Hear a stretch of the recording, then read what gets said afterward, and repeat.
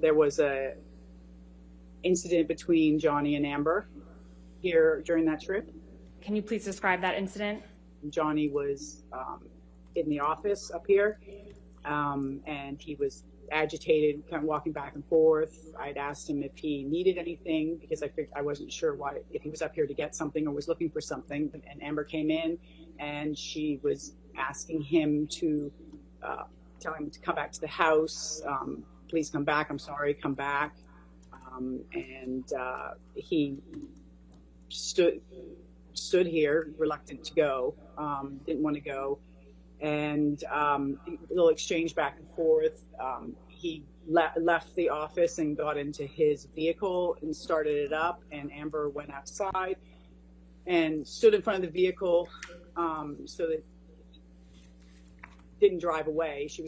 Amber was standing in front of it, and again, she was asking him to don't leave. I'm sorry. Come back to the house.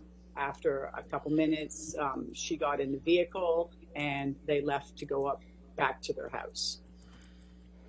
What happened after they went back up to the house? CJ and I were still in the office and weren't really sure. Decided that maybe it would be best if we just drove up there just to make sure that everything was okay. You could hear them. You can hear them inside the. You could hear inside the house yelling, Amber yelling, and Johnny answering back, and you could really hear what was being said. We stood there for a couple minutes, CJ and myself, and then you started to hear. It became audible.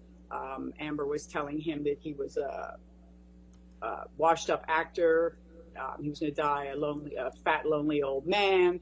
Then you heard, you hit me with a can. You heard Johnny say, you hit me with a can. And then he came down the steps and Amber was behind him and she had a bottle in her hand, was removed. And there was a brief pause at the moment, I think of initial shock or uncertainty of why, that we were there. Neither Johnny nor Amber knew that we were there.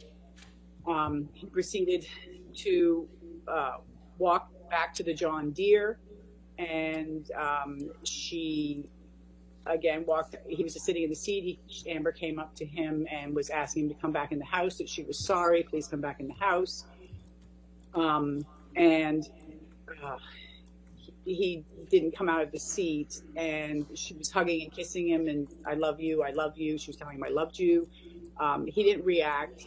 Johnny sat there, eventually got out of the John Deere and proceeded to start to walk away. At that time, Amber started to grab at him and his shirt and trying to pull him back to the house, just basically viciously trying to pull him back and get him back to the house and yelling at him. And at that point, I was between them and felt it was best, and I was getting worried about what was going to happen, and it was best that I remove him from the situation. And so CJ took Amber back to the house, and I walked Johnny over to the cafe, which was basically 30 seconds away from the house, because it was the only place I could take him to at the time.